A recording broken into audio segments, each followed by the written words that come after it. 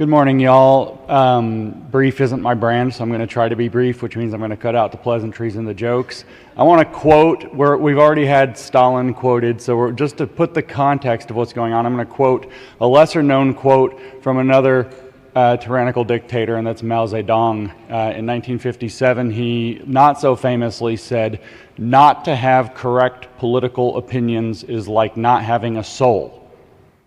And I think that is kind of a banner for the lives that we've been living for the last few years. And that's very unfortunate, but it's also very telling. My talk is titled, which I found out this morning, "The Target is You." What I want to talk to you about is actually the politics of compliance is the name I've given this. And it's actually derived from a strategy that Mao Zedong used. But to make the politics of compliance work, the target is actually you. And I don't just mean you with wrong political opinions who don't have souls. I mean everybody. There are generally three categories of people where it comes to the politics of compliance. There are the people who are complying, there are the people who are refusing, and the people who aren't sure. And all three are targeted by the politics of compliance roughly the same way, actually, with the same dynamic. The goal is, of course, to get the compliant to feel better than everybody else, but also frustrated with everybody else. It is to convince those who are not sure to join the program and to begin to comply, and it is to use the people who refuse to comply as the wedge around which the entire thing turns. In fact, it's to dehumanize them and motivate the other two groups to try to destroy them. So Mao Zedong very simply took over China with a very small number of conceptual concepts that I'm lumping together in what I'm calling a politics of compliance. He separated the population into two broad categories. I just mentioned three, well, he cut it into two. So there's an oversimplification, and those two categories are the people and the enemies of the people. Not to put too fine a point on it, that's what he called them. The people and the enemies of the people. And what he said is, who are the people? Well, he gives this kind of historical record in 1957 of who counted as the people when. And there's a consistent running theme through his eight or nine maybe examples of different historical periods of the Chinese story, whether it's the Japanese War, the Sino-Japanese War, the second one, whether it's the period of building socialism after he took power in 1949, whether it's during his first, second, or third five-year plan. And the examples all have the single theme that the people are the people who agree with Mao, and the enemies of the people are the people who don't agree with Mao. And it turns out to be really that simple. The people at the period of building socialism are those who support the building of socialism, and the enemies of the people are those who resist the building of socialism. He says it explicitly that clearly. And this sets up a dynamic that I think the best name for is hatecraft. And here's how it works. The goal of this split is to say that there is a correct perspective on all things, a sacred science as Robert Lifton described it. And that's called the people's perspective, at least it was in China. We could call it whatever, the critical race perspective on race. We could call it the queer perspective on sexual politics, and we can all imagine a bunch of examples under COVID. The public health perspective, I guess, would be the right name for it. We certainly aren't, I see red hats in the crowd. You're not allowed to have those. That's the deplorable side of a different perspective. But this is the general idea. There are the people who do the right thing, there are people who do the wrong thing, and the goal is to bring people into the people's perspective, which is also called agreeing with the tyranny. And what you do in order to achieve this idea is that you separate the population into two broad categories, the people and the enemies of the people, and then you say, well, what we want is unity. We want unity, but there are certain elements in the population who are preventing us from unity and moving into the future that we could be having, and it's their fault. The people want to move forward, and the enemies of the people are stopping them. The people want to open their businesses and go back about their lives, but the people who won't wear masks or take a shot or socially distance or close down their lives or whatever else in the COVID department are stopping them. We want to open the country back up, but we can't because there's anti-vaxxers. They are the problem, and that is hatecraft. That is teaching the compliant to hate the people who are holding them back. We did what we were supposed to do. We complied, We did not get our freedom back. We took risks with our lives. We did not get our freedom back, and it's their fault. That's the essence of the politics of compliance. Mao called this formula unity, criticism, unity. He said we'll start with a desire for unity, and just parenthetically I'll mention the best way to create a desire for unity is to create a contentious, fractious, polarized situation where there's tremendous disunity. You start with a desire for unity. He says we then criticize and struggle, referring to his torture sessions that are called struggle sessions. We criticize and struggle those elements of the population who have incorrect opinions so that we can arrive at a new unity on a new basis. That's direct quote. New unity on a new basis. He called it socialist discipline. We call it sustainable and inclusive future. It's the same thing. We also call it New World Order. In other words, we can have unity, which everybody now wants, if and only if we all start to agree on how we're all going to live, which just so happen to be dictated by the tyrants.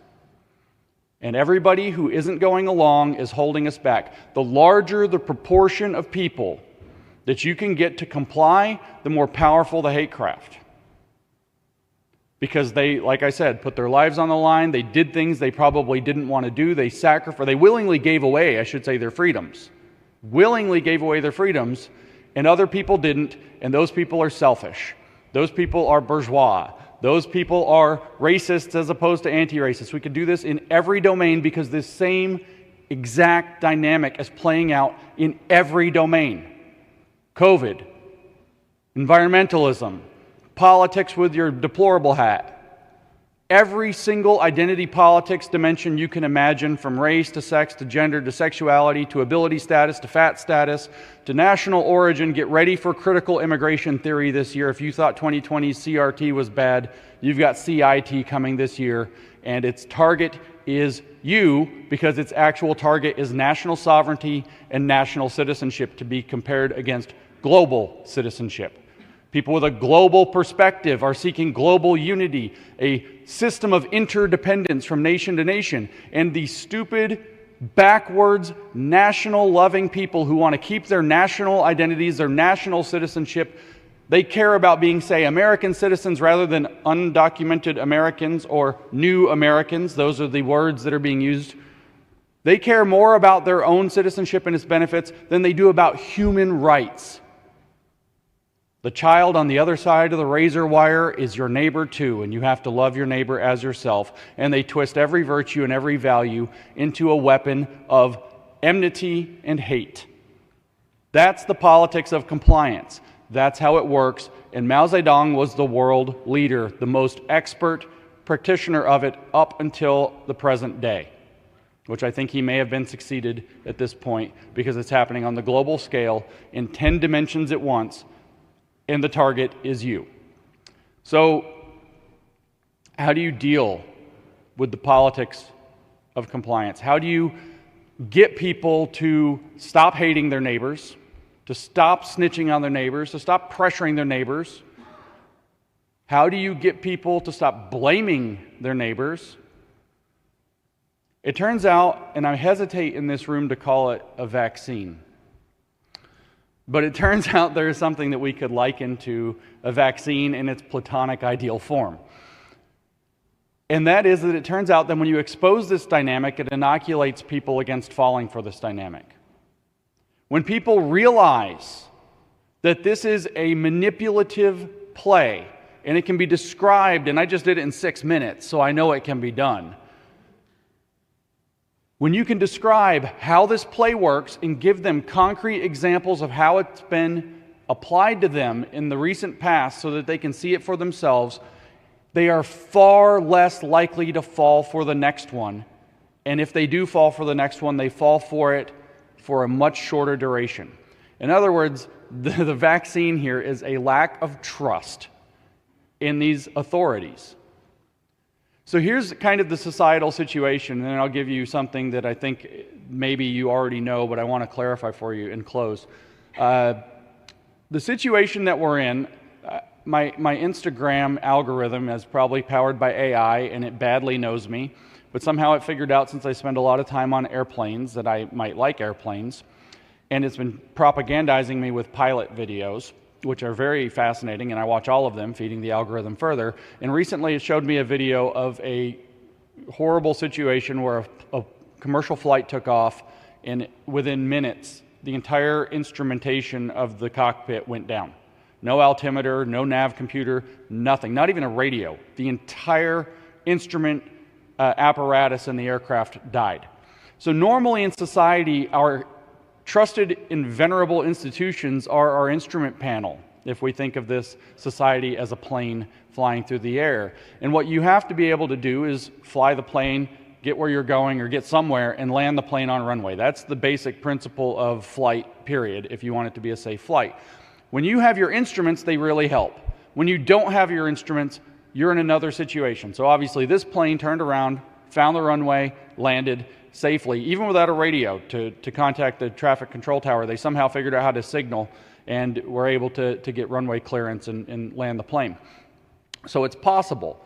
The point is, when I bring this up, we as a society have our instrument panel, which is our institutions, fully captured by this ideology. We just listened to a litany of things that we think we should be able to trust that we can't trust. CDC is a bad word now in our society. I see more people who think that whatever the CDC or FDA says, you should do the opposite, than I meet people who think you should believe those things now. So what do you do to land the plane? You have to use your common sense and your senses and your expertise to do what you have to do. The pilots have to visually, trusting their eyes and their ears, their very senses, figure out where the runway is, figure out how high up they are, figure out how fast they're going, and land the plane. And it can be done. So the vaccine, and I hesitate on that word, that you need is to expose the dynamic of the politics of compliance to as many people as you can so they don't fall for it.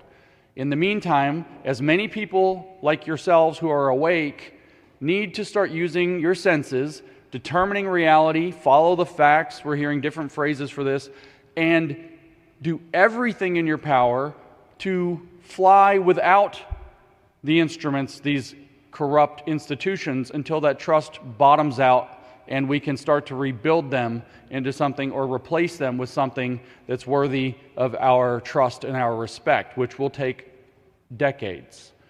In the meantime, this is the perfect audience I know to tell this to. We hear a lot about speaking the truth. We opened about speaking the truth. I want to tell you something just to change your perspective on this in a tiny way that means everything. It is not enough to tell the truth. I'm going to wax biblical on you. You have to love the truth. You have to love the truth with all of your heart and all of your mind and all of your soul and all of your strength. And then you must love your neighbor as yourself by telling him the truth as well. Why this is important is because if you tell the truth and the pressure of hatecraft or the politics of compliance comes to you hard enough, you will buckle. But if you love the truth, you will not.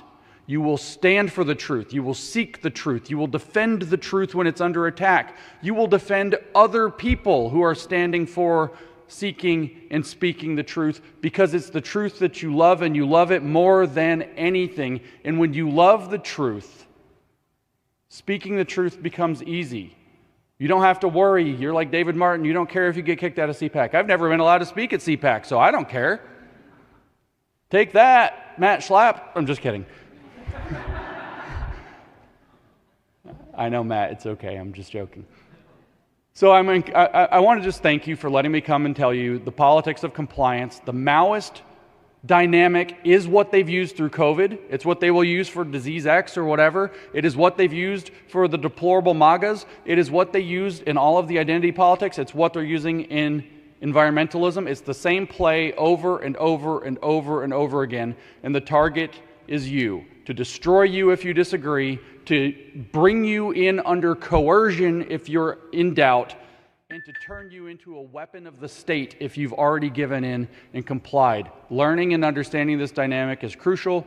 Loving the truth and telling it is the truth.